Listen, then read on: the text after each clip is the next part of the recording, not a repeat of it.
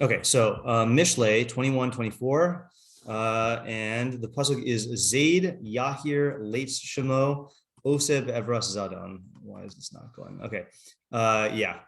Have you done this one before? No. Okay. Only when you've mentioned it in other shiur. Yeah, right. Okay, yeah. So this is, like I mentioned in the description of the shiur, this is a one of the few pasukim in Mishlei that explicitly defines one of the Mishleic personalities. Usually you have to like construct your own definition. Here it's being told to us. I guess that's yours. Okay. Yeah. So how would you translate Zaid, like from Zadon? This is always a big question in my mind. I feel like there's Mazid, yeah. Yeah, like willful. Okay, willful, yeah. So I think that's Art Scroll's preferred. Yeah, I feel like willfulness with some sort of like a little bit like that, like twist, like getting something. Yeah, because I don't know if this is true, but in English, I feel like the word willful doesn't have a negative connotation, and this does. It does. Like you never say I did a mitzvah b'mezid, you know, like it's always Obstinate? like say again. Obstinate, kind of. Obstinate means stubborn. I guess. Yeah, or at least that's what the English word obstinate means. Yeah, I think willful does have a negative connotation. does it? Let's check. A little maliciousness to it. Find willful. Spiteful. Of an immoral or illegal action or commission, intentional or deliberate. Yeah. Okay. Yeah. Deliberate is yeah. So I guess I was thinking willful meant deliberate, but or intentional. But they're saying the connotation is what do you call it? You said spiteful. Yeah. So spiteful is so I like using the word malicious, you know, because spiteful to me is. But malicious doesn't necessarily have intent, right? That's why you would say malicious intent. Well, doesn't malicious mean that you intend for bad? No, he did a malicious action. That action could be intentional or not intentional. You could do an unintentional malicious action? Yeah. Never heard of that. Malicious means bad. Right. Yeah. So hold on a second. Malicious. I just want to see what It's dangerous to do. characterized by malice, intending to harm or intended to do harm. Huh. Yeah, that's how I understood it. And malice is the intention or desire to do evil. I think the reason why I say malicious intent is just to differentiate it from other types of intent. Yeah. So spiteful to me is just a little too specific in the sense of like I did it to spite him or to spite them, you know. So I like malicious. Okay, willful is good. Malicious, and then we could say deliberate. Okay, so and this is describing a person. So the willful, malicious, deliberate person. Okay, even though that's not stated here. Yahir. Okay, Yahir, and Yahir Yuhara is. I mean, Mitzvah kind of tells us. Oh, yeah. Say again? Is it appearance? No. What are you thinking of? Like when you go above the mitzvah? Zahir. Yeah. Is that what you're thinking of? Maybe. Okay, yeah. So Yahir is Mitzvah says Gas HaRuach is haughty, right? So the willful, haughty man. Okay, and then again, man, you have to insert there. Leitz Shemo. Okay, Leitz, which common translations are scoffer, scorner, mocker. Okay, I'm not it's good. Scoffer or scorner. Okay, we'll have to come up with a good English translation if there's one. Is his name. Okay, is his name. Osed Evras Zadon. He acts with the Evra. Okay, Evra is a lashon Evra of a kaas, with the wrath or rage of willfulness, malice, deliberateness. Okay, not the smoothest thing here, right? So it's actually easier in the Hebrew, right? So however you want to translate Zaid, this guy's got two qualities. He's a Zaid and he's a Yahir. Leitz is his name. So if you find someone who has both those qualities, then he's a Leitz. He acts with the wrath of Zadon. Okay. Sadigon takes us on a different journey here. Okay, so that is like the straight translation. Okay, Sadigon says Hachatzuf ha'az panim nikra Leitz. Okay, so I don't know the difference between, chatzuf comes from the more, or is related to the more common word that we say, which is chutzpah, right? So how do you translate chutzpah? That's another hard to translate word. Audacity, right? Yeah. So the problem now is that az panim also I would translate as audacity, or boldness. So I don't know how to translate these, but so he says the audacious and bold-faced man is called a Leitz. Okay, Ose es chutzpah b'tokev. He acts or enacts audacity with the tokev, power. Very hard. And then kafech, does yours have the more on this, or is that in a footnote on yours? Is it the same footnote? Targum, yeah. So you got the same footnote that I do. Targum Evra.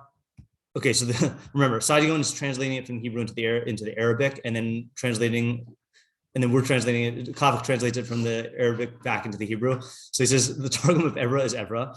V'lan muvanim rabim ba'arabit. So the Hebrew word Evra has a lot of different meanings in Arabic. Muvan hamatim l'kan hu tokef. He says the appropriate meaning here is tokef, is power. Vim ki ein la chaver ba'ivrit. Even though there's no like good term for it in Ivrit. Okay, here you can pass that to Moshe. How are we sticking with the translation of Evrat? Are we sticking to it as specifically being, what was the word that we used as? Wrath/rage? Yeah. That's the one that I think is the only term that like we have a kind of a definitive meaning with. Okay, because I've seen obviously like other things for also ayin bet rage. Aside from like wrath rage. I mean, like I don't know if it's like the passing of Zadon. Yeah, I don't think anyone turns it that way or translates it that way. Yeah, I mean we'll find out, but I don't think you can say Evra as passing. And not the Buret Zadon. No, not sense. Pregnancy. Yeah. No. Yeah. Okay, Targum, which we're probably going to ignore, knowing how my tendencies are here for this complicated type of puzzle. Mimikna Maricha Zedana Shme Aved Cheriana Vizedanuse. Okay, fine. So let's just ignore that conveniently. Okay, because there's already too many. The whole thing is like translations. So like we don't want to overwhelm ourselves. Our score says the boastful. Okay, that's weird. Oh no, because they're saying Yahir. I don't know why they reversed the order. They're saying Yahir is boastful, and then Zaid, they're saying willful man. Scoffer is his name. The arrogant evildoer, he is a willful man. The arrogant evildoer, where do they get that from? Okay, I guess they're translating Evra as evil. That's strange. Okay, Living Knox says the evildoer. Like what was it? Like Avira. That could be.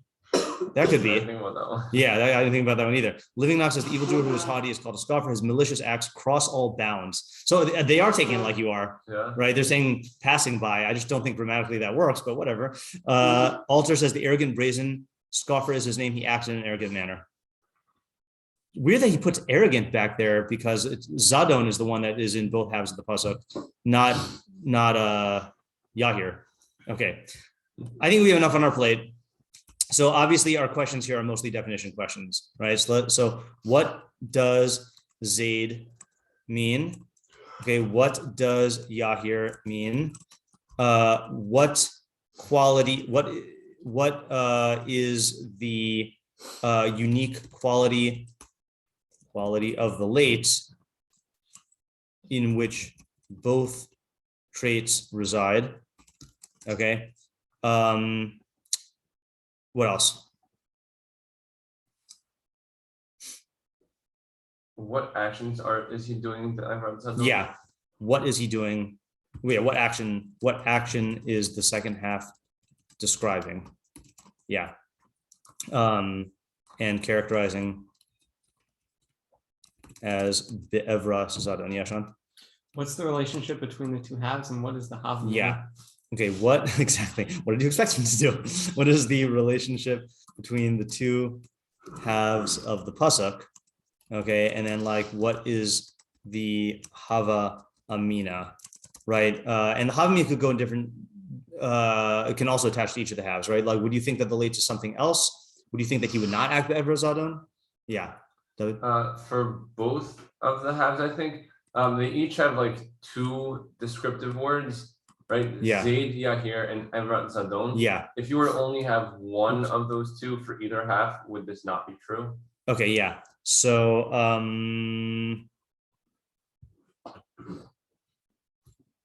what is the relationship between the quarters? Right? In other words, I couldn't say concisely, sounds nice. Zayd and Yahir, and then Evras Zada, right? In other words, i.e., if you only had one quality of each half, what would the result be? Yeah, Chaim?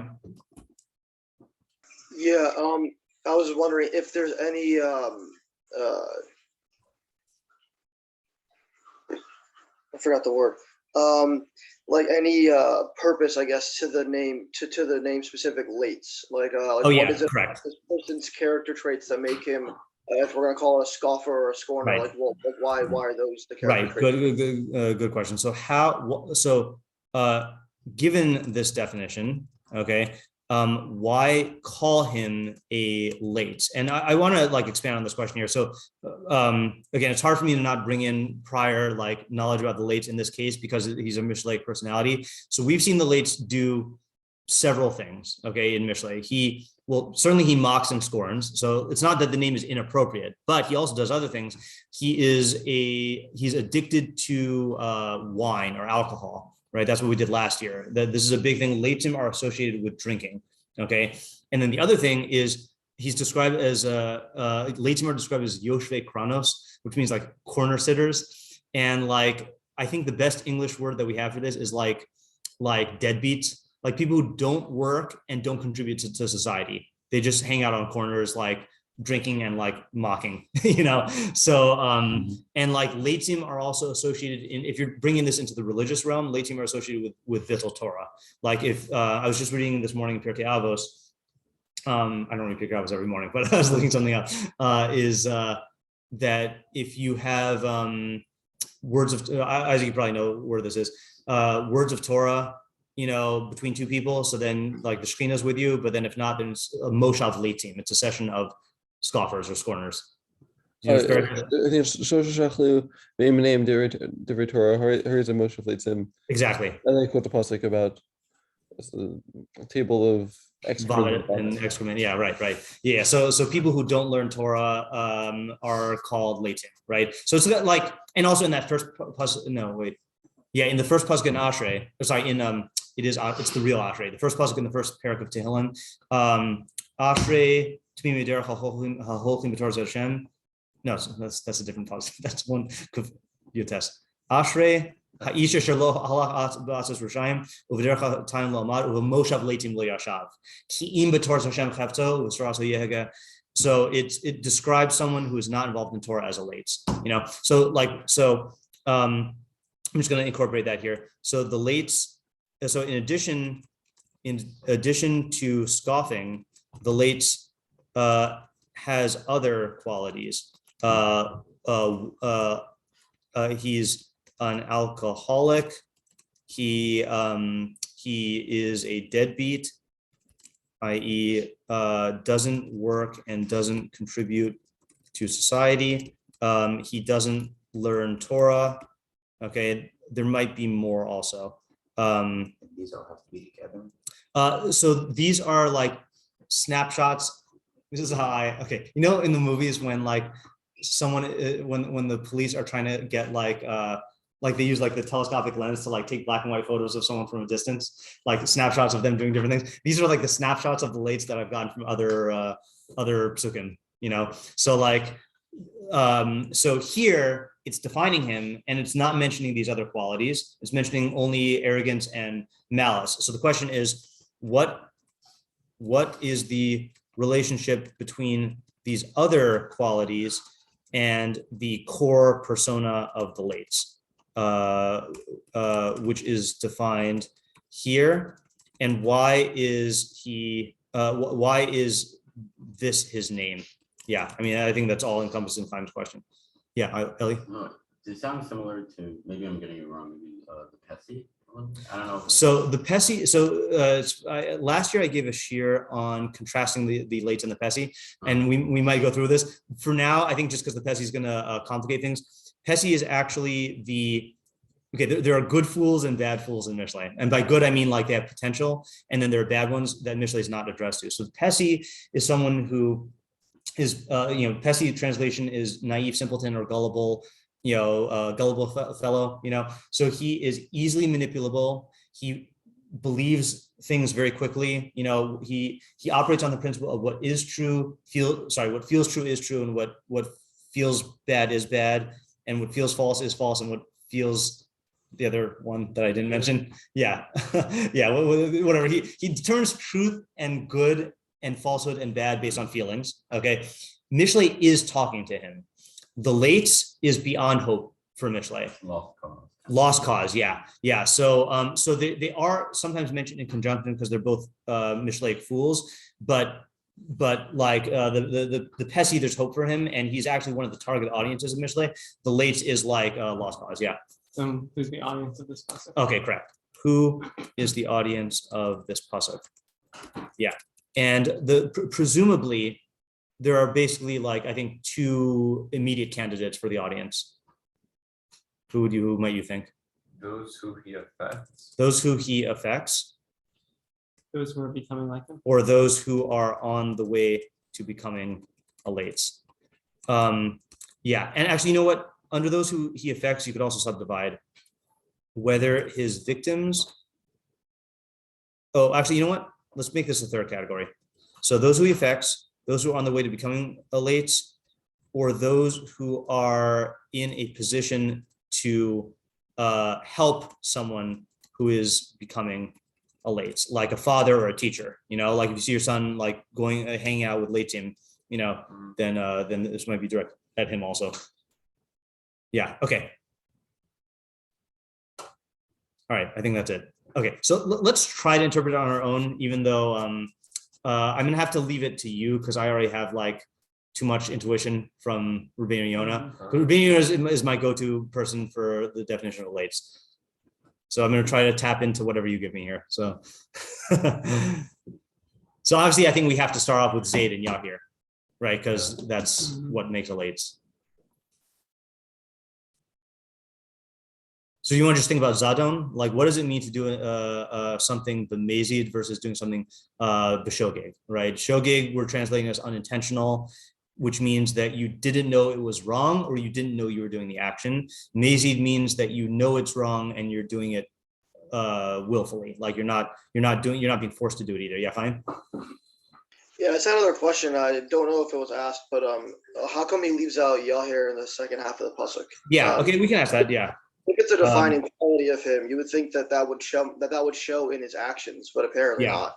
Okay, that's actually a good question. I hadn't thought of that before. Why is the quality of Yahir seemingly not manifest in the second half? Yeah, Isaac. So I'm just thinking about just about Zayd. Yeah. So my thinking about, let's say, like willfulness. Yeah. Is so when a person is doing something that they know is negative in some way. Yeah. I'd say there's one of two reasons why I think the reasons why a person might be doing that is if they don't believe that it's actually negative. Right. Like, let's say like someone who like willfully like doesn't get vaccinated. Mm-hmm. They could be doing it because they even though they're doing it even if they have this giving off this impression of doing it to stick it to someone, right? Not literally with the vaccination, it's okay, so basically it could be that they don't actually believe that it's negative in some way, right? It could be that they know it's negative but don't care about those consequences, right? Like if it's gonna harm someone else, but I just don't care about that, right? Or it could be that they want that harm, right? Yeah, and that's why I was a little ambivalent about using the word malicious. Because you could be willful and not be malicious. Malicious does imply an intent to harm. Yeah, David. Just a thought on the second thing Isaac was saying there. In really the first half of the pasuk, he does seem to be someone who emotionally he has conviction on something, and he is sure that is the way things are to be done. Right. This is definitely not like a well thought, like overall type of thing. Right. Like he has like somebody wronged me, like this is the way to do things. Like, and whether or not someone like actually has harmed him, he just has like it seems like there's some way of thought, and then he's certain about it. Right. And so are you is that intuition being fueled by the arrogant description? Yes. Yeah, right. Yeah. So correct. So yeah, if you just have someone who is willful and not arrogant, then they could just be extremely misguided or just very like you could have someone who, like, let's say you have someone who does something and let's say it's actually negative, and that's just how they just have always done it that way. That's how they were raised. Like, let's say whatever, like, let's say you have like a parent that like hits their kid and like, they're not doing it because they want to like inflict harm. It's just like, that's how you're supposed to raise your kid. That's not necessarily yahir. Yahir implies like, I am consciously doing it because I know that this is right. Or like, like don't try to convince me otherwise. Yeah. Something like that. Closing yourself off. Yeah. Sean. Okay. Can I give I have 90% of it. Okay. Sure. All right, so I want to actually combine this with Mati's interpretation from last pasuk. That seems good, which, by the way, side point, every time I've done this pasuk, it's been in isolation. I've never actually done it on the heels of the previous pasuk, and I have to refresh my memory about the previous pasuk before you say it. Yesterday, the Malbim put this one with the two previous. Yes, correct. Yeah, the Miri did put this. Yeah. Shomer pivu l'shono shomer mitzaros nafsho. One who guards his mouth and tongue guards his soul from distresses or troubles. And I'm just going to summarize Mati's idea, which we found out was the Rambam's idea. Also, is that it's talking about someone. The pasuk is talking about impulse control, and that the two places that are easiest to act on impulse are what you eat and what you say. And if you don't exercise that muscle and strengthen that muscle by having restraint on what you say and what you eat, so then it will, not only will you get harms from eating unhealthy foods and saying things that cause trouble, but your general impulse control will be lacking. And then that's going to bring upon your entire self, lots of harm. Yeah. So what I'm thinking is that the previous pasuk is laying down like kind of like a framework, and then this is showing you what the conclusion is. Right? Okay. So you have a person who I like this. Yeah. Is right. They have they're willfully going against what their intuition or what like they know what is right. Yeah. Like their impulses are trying to, or their impulse control is trying to hold them back, and they're willfully going against it. Yeah. Right. So now they know internally that they shouldn't be doing something, and then they're going against it. Yeah. So what happens when internally something's wrong, and then externally you're doing something else that is contrary to what's internal? Right. You have to justify. Right. That's cognitive dissonance and rationalization. So the justifying is him being haughty, right? He's like being arrogant in order to say, right, even though like internally something is telling me that this is off, I'm such a great person that like I deserve these things. Right. So I can say whatever I want. I can eat whatever I want. I'm king of the world. Right. That's the way in which he justifies his actions. Yeah. Okay. So then Leitz scoffer, what is he doing? That he's being defined by what he's doing. He's scoffing at his internal inhibitions, right? What are okay. Yeah. So then so that's his name. Right? But because the reality is that he's not better than other people and he's not haughty. So when reality is presenting information that's showing that he's equal with all of them, right? That doesn't conform with his perception of himself. And so he's going to rebel against the system, and that's going to be the wrathful rage of wilfulness and the good. And that is what anger comes from. Anger is from haughtiness, of like demanding that reality be the way that you want, and then raging against it, like throwing a tantrum when you're when you don't get your right. Okay, that's a really good interpretation. Before I restate it, I want to state a question that this is answering, which I forgot to list. So it's always bothered me, why is this pasuk here in chapter 21? Okay, and the reason why I ask this is because Leitz is talked about for 20 chapters, right? And it always used to annoy me. I mean, still does, but now maybe this will answer it. It used to annoy me whenever I would encounter Leitz. The first place Leitz appears is in 122.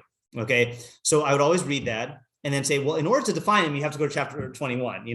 It's just weird that he doesn't define him earlier. So you're finally giving an answer to that question, which is that you obviously need some conception of a Leitz. But and I always thought that this pasuk's main goal is to give you a conception, but you're saying in context, the pasuk is not saying like, it's not just telling you what a Leitz is, it's saying how you become a Leitz.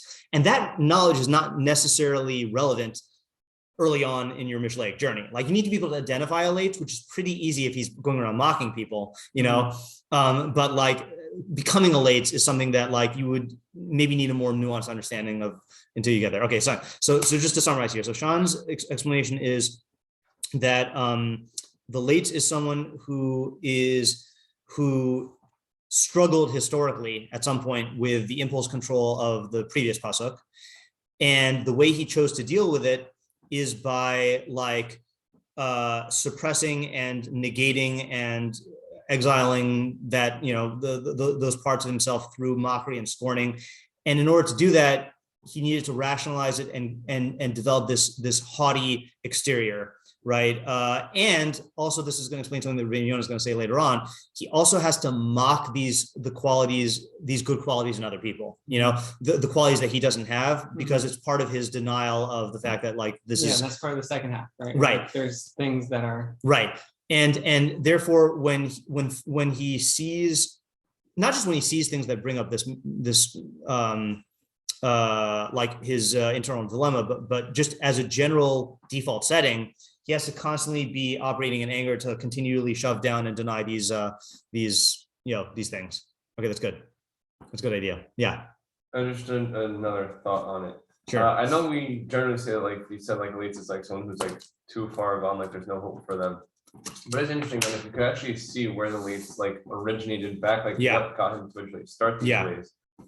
I mean, definitely then for someone who's on their way to becoming Leitz, you could definitely now much easier see like what things a person's doing and like stop them right there. Yeah. I would also think maybe there actually would be some ability then to like pull the Leitz back in. Yeah. From like just showing him like, oh, like, this is what got you here and all that. So you're actually reminding me of something. I just want to add a quality to 7 and then modify what I said. So another quality is of the Leitz, which is not going to come as a surprise, is he hates rebuke. Okay. So I said the Leitz is beyond hope. Just to qualify what I said, he's beyond hope for being helped by somebody else. Okay. We did give a shiur, and I remember the day we gave this shiur. I remember the date. The day we gave this shiur was on the day last October or maybe September that Donald Trump got COVID. I remember that you gave this shiur. Yeah, right. Oh, sorry, not last October. It was 2 Octobers ago.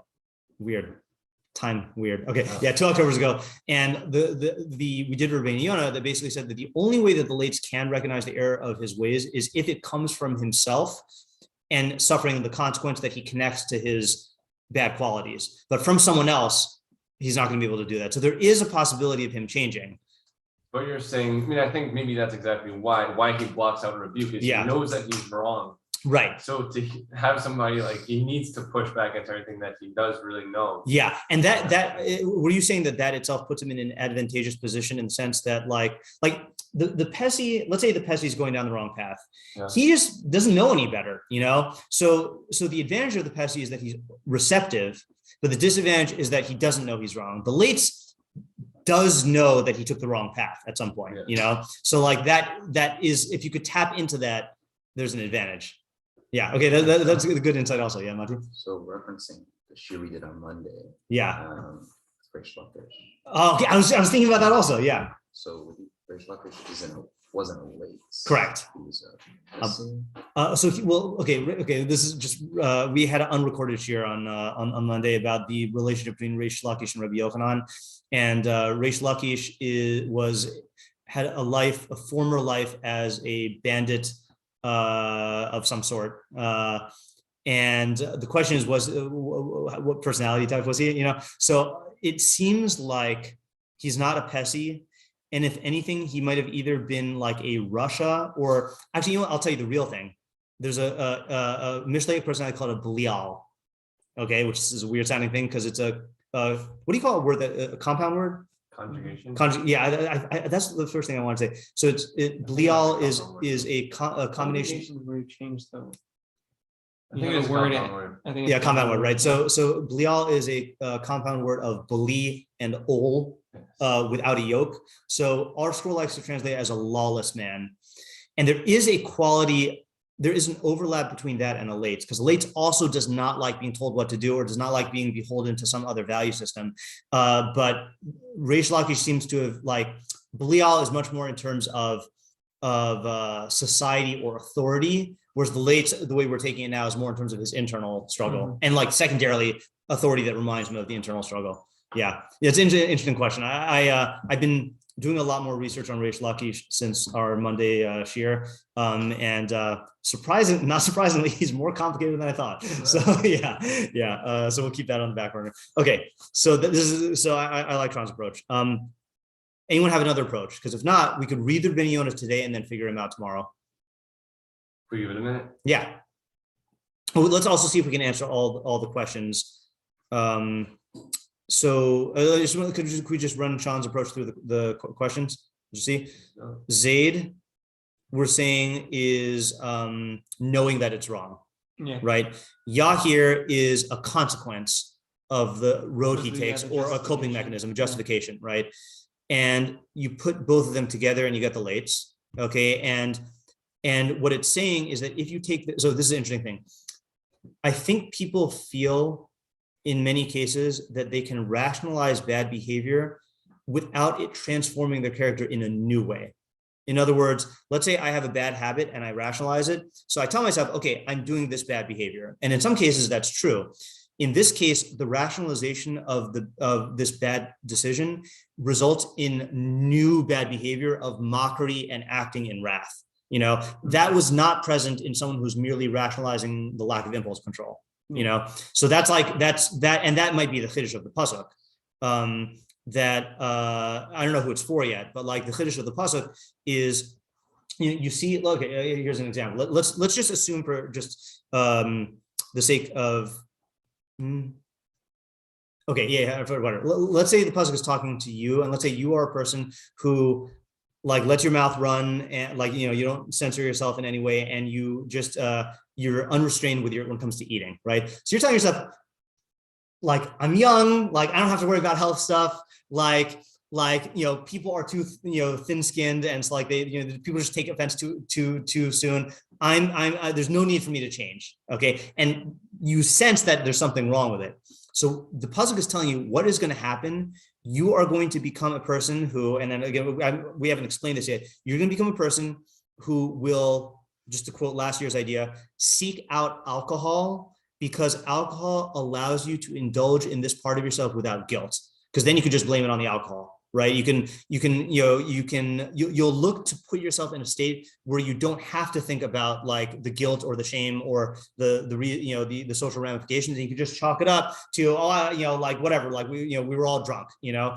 You will also become aggressive in your speech and actually harm people, which will have social ramifications in terms of your relationships, in terms of the way you're viewed by like society. You know, you will give into anger, which we know from many sources in Chazal talking about anger, that, like, it leads to very, very bad decisions, because it shuts off your chachma. You know, it's going to lead to these other things. And so what seems like from the last pasuk an innocent trend that you can just, like, brush off, this pasuk is telling you, no, it's going to blossom into a poisonous thing that's going to, like, have many other ramifications. That's okay. You sold me. Like, you sold me earlier, but like I think this is pshat of the pasuk, combined with the pshat of the last pasuk. Okay. What else is this answering? What actions the second half describing, and as Evrazadim? So this is acting in anger, lashing out at things that remind you of your internal struggle that you're trying to like deny. Or I think we're going to see this, seeing those qualities in other people that you feel like you have to put down. What's the havamina? So we said the havamina. Havamina is that I can fail to be shomer piv ulashono and just suffer those saros nafsha. Like, in other words, the guy views it as a trade-off. Okay, I'm not going to guard my mouth and my tongue, and I'll get these saros, whatever, I can handle it. But you can't handle becoming a Leitz. Like, that's, that there are many, many more things that are going to be bad that come from that. Why call him a Leitz? So you gave the explanation that he is not only mocking other people, but he's also, like, mocking the derech that he has rejected. Who's the audience? I think this audience could be people who are on their way to becoming a Leitz, or people who are in a position to help someone who's becoming a Leitz. Indirectly, like you could say that this, knowing that this is what's going on in a Leitz might help you. I don't think this is primarily directed at the victims, because there's one strategy, which is just don't get in the path of a Leitz. Like you don't need to know how he became a Leitz in order to do that. I think it's going to be more the second two qualities. And then why is Yahir not manifest in the second half? So I think the way that, tell me if you have a different answer. I think the anger stems from haughtiness. So it is manifest in the second half. Yeah. It's just not like it's not an action. It's the justification. Exactly. Yeah. I think that's good. And then why is this pasuk here in chapter 21? Because it's saying how you become a Leitz, not just defining it. Nice. Oh, so satisfying to get a new idea from a pasuk that I've done dozens of times. Yeah, that's very good. Okay, so let's do the Rebbeinik Yona, which I've done dozens of times. Yeah. One other thing also, I don't see how this manifests itself in the definition here, but I think he's also someone, given like what he's doing to himself, he is someone who will start believing in falsehoods because that's how he needs to prop himself and keep himself going. I don't see how it fits in here. Maybe if anybody has any ideas to it, but I think it's like another aspect of what this. Right. You mean shutting out reality, because his whole persona and way of life is built upon denial. Yes. Right. So he doesn't want to expose himself to anything that is going to give him knowledge of reality, and certainly not knowledge of self, like self-knowledge. Yeah. So I don't see like how within this pasuk, how that like other like domino effects that this has on him. Yeah. I think if another thing happened, it'll be cool to see it in here. Yeah. Okay, that's good. Okay, so let's read Rebbeinik Yona today, and then we could always revisit it tomorrow. Now, I'm going to start off with Rebbeinik Yona on our pasuk, but I'm going to use my good edition of Rebbeinik Yona just because I happen to have the PDF. But if you see anything different, let me know in the Torah's Chaim, because there might be multiple good editions. Like word type of thing different, or like ideas type of thing different? Well, words. Okay. Yeah.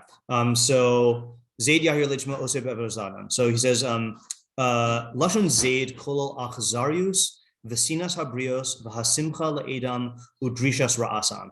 Okay, so nice definition of Zayd here. Zayd includes cruelty / indifference, right? Achzar means cruel, but also means indifferent. Like achzar, he's only a stranger, right? People in the modern term for it is like othering, right? When you like just or like Tar Brox as like defining someone as the unreal other, somehow they're less real than I am, or like treating them as an object, sinas habrios, hatred of people, okay, which I think we'd have to like understand what that exactly means. Simcha le'edam, rejoicing at their downfall, okay, udrishas rasam, and seeking out their harm, okay, and that might not mean seeking out like he wants to harm them. It might just be like eager for their harm, like he's looking for ways that they're going to come about, like when which is the related to the simcha le'edam. Okay, v'yahir hu bal gaiva. Yahir means he is a haughty, egotistical person.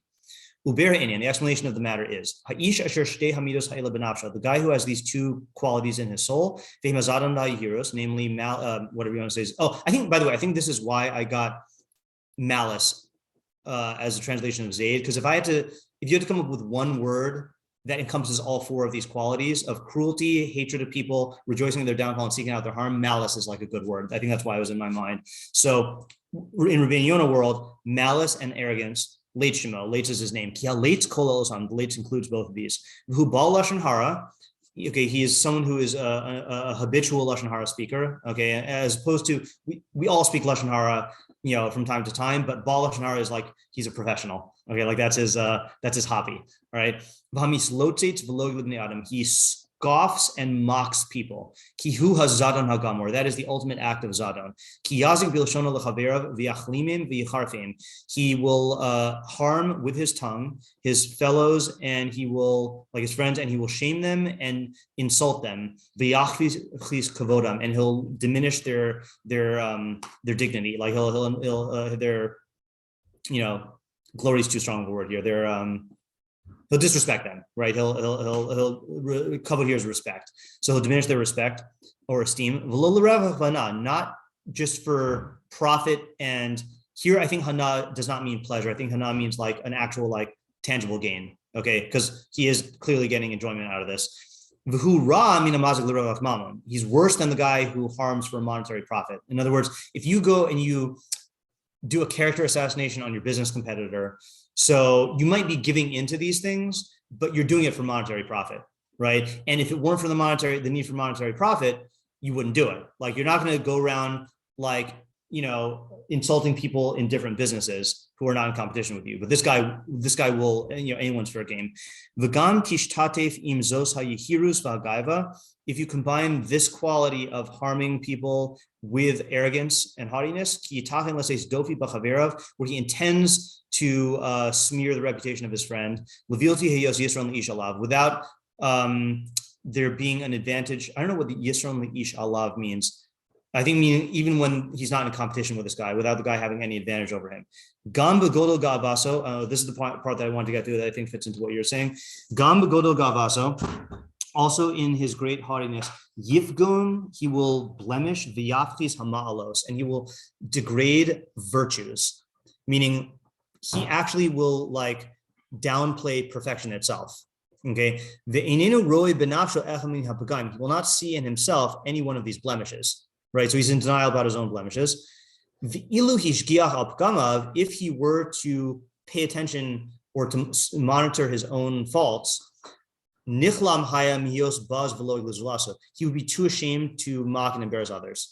Right, so that's I think a well-known psychological principle that, like, when you are mocking others, then it is a very convenient way of like avoiding seeing the fact that you partake of these same blemishes.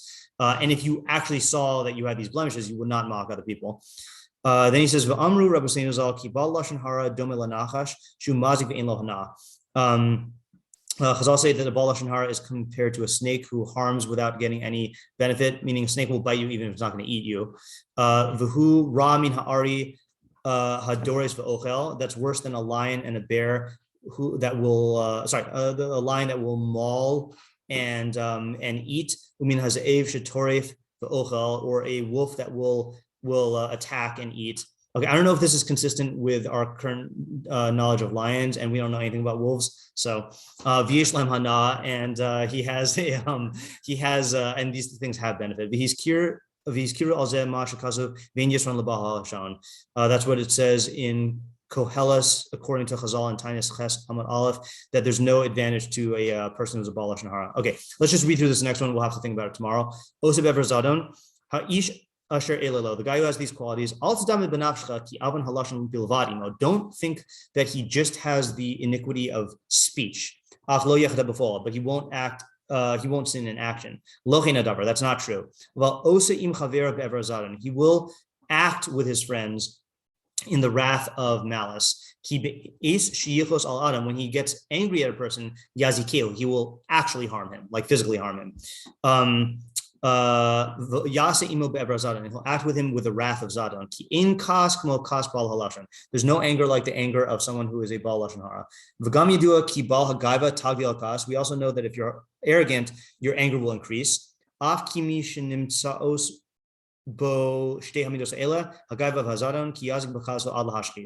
if you find someone who has these two qualities, he will harm in his anger to the point of destruction. Okay, he connects this to the previous pasuk. See, I never learned, even though I read this for Yona, I never learned it in conjunction with the previous pasuk, so I didn't see it.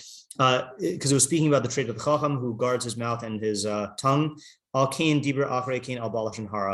it speaks afterwards about a Baal Lashon Hara, which is weird because in Rebinim Yona above said it was about eating. He didn't say it was about speaking. Yeah. They have in brackets the before Baal Lashon Hara at the very end is Midat Baal Lashon Hara. Oh, okay, thank you. So according to Rebinim Yona, the chiddush of the pasuk is that you might think that he will only speak in ways that are harm.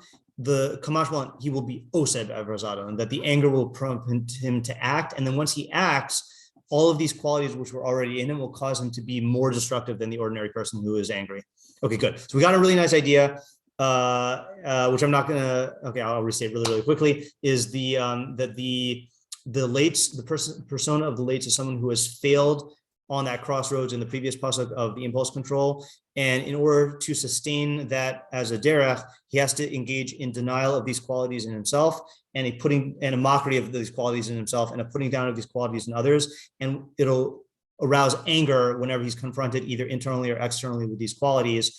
And that will cause him to be a angry, malicious person. I mean, that's the one sentence summary, but we said it clear earlier. Okay, good. All right. That was very good. Let's stop here for today. Thank Yeah. you.